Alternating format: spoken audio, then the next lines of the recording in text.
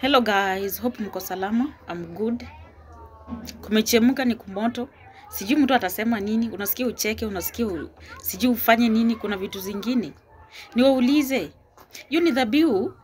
Dave ampatie champe, wanatembea na dhabihu. Wakifanya madrama kwa njia juu ya kukasirika juu ya mtume. Hiyo ni dhabihu wanatembea naye na panga. Anyway, mafans ni wazuri watachanga cause nimesikia like kama ningekuwa hapa ningeonyorosha viboko. Champe mtu anapenda kulia, amepewa dhabihu, anatembea nayo. Sasa si atalia. Champe akianza kulia hata atasahau alikuwa na dhabihu. Si atatupa hata hiyo dhabihu. Atakumbuka hata kama ilikuwa dhabihu. In fact hata kama ni wa kujirusha, anaweza jirusha hata kwa maji. Ile inakuanga kwa barabara stagnant water. Usikie tena pesa sijui nini. Aya. Penye wanatembea guys. Hiyo inakaa sijui ni mtaa gani? Ni mtaa tu yani vichorochoro. Then sasa kama kuna mafani wanajua Dave wajifanye magaidi. Kama si magaidi, mafani tu wajifanye magaidi. Usikie tena pesa zimepotea. Tunaanzia wapi? Hiki kitu imekuwa tricky. Sasa hata Dave amekasirika mpaka akili imerudi ndogo hata kushinda ya Champe. Tunasemanga Champe anakuanga na utoto Dave. Hiyo ni pesa unatembea nazo. I thought wakati walienda kule maybe walikuwa na Fred. Fred angebeba pesa. Imagine wako nazo na Champe. But anyway, mimi hainihusu, bora dhabihu itolewe, isitolewe. Dhabihu itolewe hiyo nayo ni lazima. Ni sawa, tunaelewa Dave amekasirika. Mimi hata kuna video nilifanya kadhaa. Kuna watu wananiambia, "Doreen uko sawa?" Sijui ni nini, niko sawa. Na mimi napenda venye mnachangamka hivyo ikifika mambo na spiritual things. Napenda. Kuna mtu anauza, "Doreen uko sawa?" Sijui ni nini, ni sawa. Wacha niwaambie hivi. Dave hata kama ako na right ya kukasirika, kama anakasirika, ako na right ya kukasirika. Kwa sababu nataka niwapatie sababu. Kwa sababu mtume ambaye alisema pesa zitolewe za dhabihu ni the same mtume amesema tena wasitoe. Nataka niulize, wakati huyu mtume alikuwa anatoa hizi pesa, wakati huyu mtume alikuja mara ya kwanza, alisema vizuri pesa zinahitajika, dhabihu inahitajika. Kwani wakati huo alikuwa amekula bangi mbichi? Na mniambie kama mtu anakulanga bangi mbichi cause mimi sijui. Kuna venye mtu anaweza vuta bangi mbichi. Mtume alikuwa amevuta bangi mbichi. Aya. Sasa wakati bangi mbichi imeisha kwa kichwa, sasa ndio Roho Mtakatifu akaingia, akajua kuwa brava stahili kutolewa dhabihu kwa sababu kuna mama sijui anaitwa Sera alifanyiwa dhulma. Ni sawa. Tunasoma Biblia tunaelewa mambo na Bible. Kama umetendea mtu makosa, unaitisha msamaha kwa Mungu kwanza. Maana umekwaza pia Mwenyezi Mungu. Wakati umemaliza kuomba msamaha kwa Mwenyezi Mungu, unajua atakusamehe. Alafu unajitolea dhabihu. Venye mtume mwenyewe alikuwa amesema vizuri, brava anafaa kutoa dhabihu kwa kila kitu alifanya, isafishe dhambi, iokoe nafsi yake na wengine wakombolewe. Na akasema hivyo. Mimi sijui mbona amechange mind. Ati kuna mama alifanyiwa dhulma, huyo mama inafaa pate haki kwanza. So juu mama alifanyiwa dhulma, anamaanisha nini?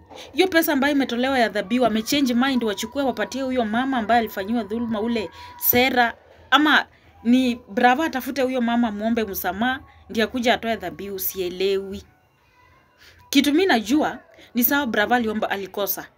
Inafaa brava aombe msamaha kwa Mwenyezi Mungu, alafu ayaombe kabisa anyenyekee, atoe dhabihu, akuwe clean, alafu after kukua clean atafute yule mama.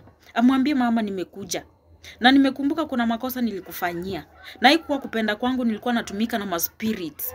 Na saizi nimeombewa, nimekombolewa, hata nimetoa dhabihu. Nimerudi mama, nijue nitakusaidia aje. Hivyo ndio inafaa ikue.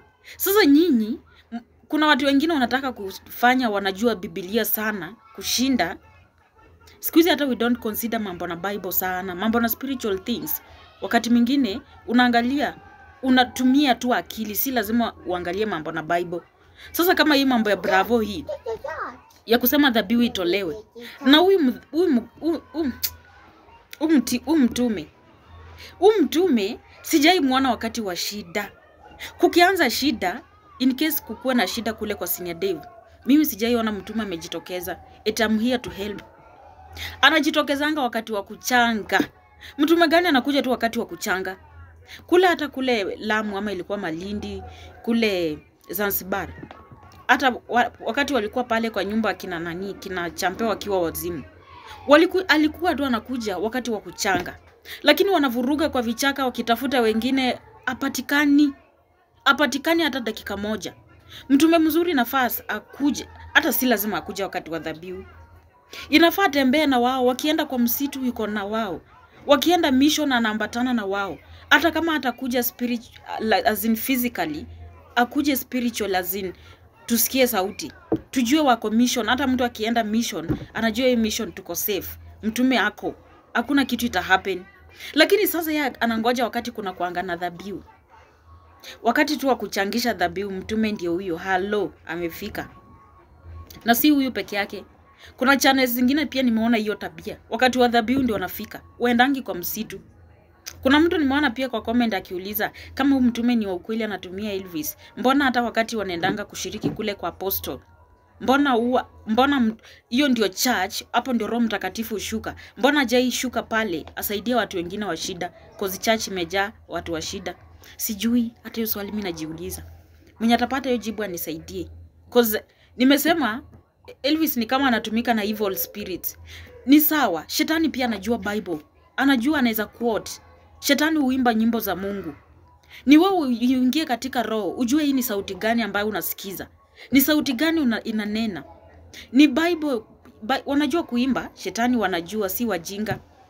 That's why unaona, mnadhani shetani alitoka wapi? Shetani alikuwa anajua Mungu vizuri. Huyu Lucifer, kwa wale ambao wajui shetani alitoka wapi, Lucifer alikuwa malaika mkubwa kule mbinguni. Lakini sasa shida yake ilikuwa moja. Wewe unataka kucompete boss kazi, mwenye amekuajiri unataka kuanza kumcompete kazi. Sasa yakaanza kupigana na Mungu, anataka akompete Mungu kazi, anataka kuonesha Mungu venye kazi inafanywa. Mungu akakasirika akamdrop. Wakati alidropiwa hapa chini duniani, akifika huku akufika kama malaika. Baby punguza tafadhali ama nichukue. Akufika kama malaika. Alishuka, punguza hiyo sauti Gifty. Punguza ama nichukue simu. Wakati aliangushwa hapa duniani, akafika kwa ground. Alifika akiwa shetani. Punguza. Alifika akiwa shetani. That's why unaona siku hizi hajawahi shindwa hata siku moja.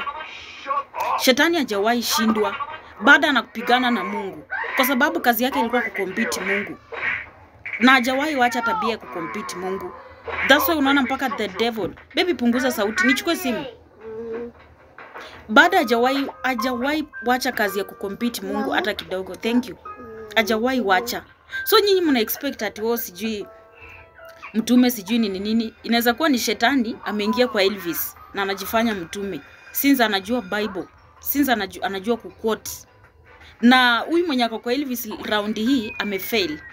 Maana mimi sijasikia kiquote any Bible verse, sijasikia. Guys, ombeni tu devil hiyo pesa ikuwe safe. Isiko aliondoka na champe pesa zikapotea njiani, cause mtalia, mtarudi kuchanga tena. Mkisikia tena pesa zimepotea mtarudi kuchanga. But anyway, hizo pesa zitolewe dhabihu, wasisikie mtume wa Elvis, wasisikie vitu zenye wanasema. Hiyo ni spirit inatumia Elvis, watafuta apostle afanywe deliverance. Ni juzi tu Mavingumu akikuwa studio. Hiyo studio ilifanywa nini? Iliombewa lini?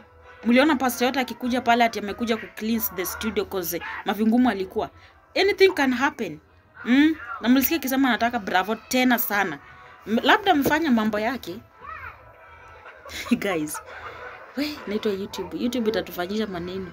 Anyway, mimi hata sina mambo mengi. Nyinyi mko na siku njema. Thank you so much for watching. Bye bye.